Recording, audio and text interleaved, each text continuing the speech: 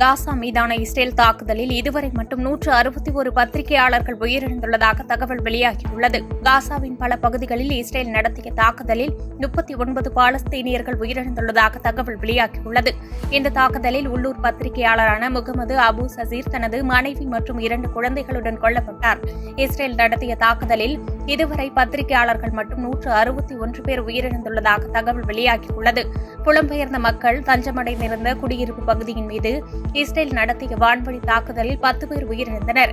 Israel பீரங்கிகள் தற்போது ரஃபாவின் வடக்கு பகுதிகளை நோக்கி முன்னேறி வரும் நிலையில் இதுவரை 38,798 பாலஸ்தீனியர்கள் கொல்லப்பட்டுள்ளனர்.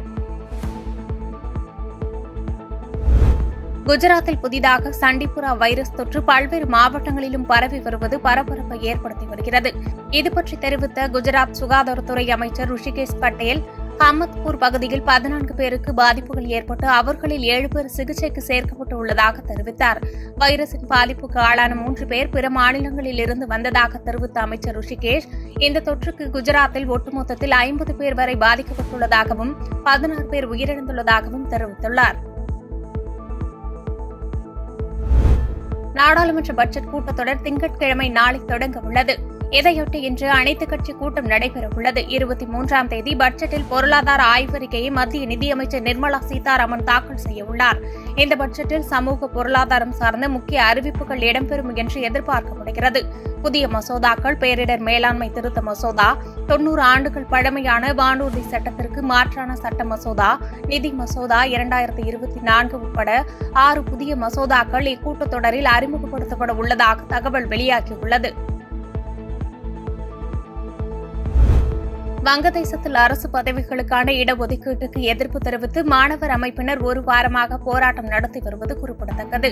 வங்கதேசத்தில் அந்நாட்டின் விடுதலை வீரர்களின் சந்ததிகளுக்கு 30 விழுக்காடு இடஒதுக்கீடு வழங்குவதற்கு எதிர்ப்பு தெரிவித்து அந்நாட்டில் மாணவர்கள் தொடர் போராட்டம் நடத்தி வருகின்றனர்.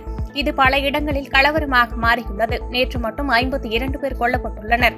இந்நிலையில் கலவரத்தில் உயிரிழந்தோர் எண்ணிக்கை 115ஆக உயர்ந்துள்ளது.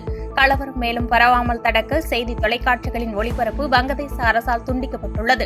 வன்முறையால் பாதிக்கப்பட்ட வங்கதேசத்திலிருந்து இதுவரை 778 இந்திய மாணவர்கள் பல்வேறு போக்குவரத்து வசதி மூலம் நாடு திரும்பியுள்ளனர். மேலும் டாக்கா, சிட்டகாங் விமான நிலையங்கள் வழியாக வழக்கமான விமான சேவைகள் மூலம் சுமார் 200 மாணவர்கள் வீடு திரும்பியுள்ளதாக மத்திய அரசு தெரிவித்துள்ளது. மேலும் அங்குள்ள 15,000 இந்தியர்களின் பாதுகாப்பை கண்காணித்து வருவதாக மத்திய அரசு தெரிவித்துள்ளது. ஹரியானா மாநிலத்தில் அக்டோபரில் சட்டமன்ற தேர்தல் நடைபெறவுள்ளது. இதனை முன்னிட்டு ஆம் ஆத்மி கட்சி தேர்தல் பிரச்சாரத்தை ஆரம்பித்துள்ளது. இந்நிலையில் ஆம் ஆத்மி கட்சி தேர்தலில் வெற்றி பெற்று ஆட்சி அமைத்தால் மகளிருக்கு மாதம் ரூபாய் 1000 உரிமைத் தொகை வழங்கப்படும் என கெஜ்ரிவால் மனைவி வாக்குறுதி அளித்துள்ளார். மேலும் 24 மணி நேர இலவச மின்சாரம், அனைவருக்கும் இலவச மருத்துவம், குழந்தைகளுக்கு நல்ல தரமான இலவச கல்வி, வேலையில்லாத இளைஞர்களுக்கு வேலை, பெண்களுக்கு மாதம் ரூபாய் 1000 ஆகியவை உத்தரவாதங்களில் அடங்கியுள்ளது. அக்கட்சியின் தலைவர் அரவிந்த் கெஜ்ரிவால் சிறையில் இருப்பதால் அவரின் மனைவி சுனிதா இந்த அறிவிப்புகளை வெளியிட்டுள்ளார். பாதகம் செய்பவரை கண்டால் நாம் பயங்கொள்ளலாகாது பாப்பா, மோதி மிதித்து விடு பாப்பா, அவர் முகத்தில் உமிழ்ந்து விடு பாப்பா. அண்மை செய்திகளை உடனுக்குடன் தெரிந்து கொள்ள இணைந்திருங்கள் இயம்நாடு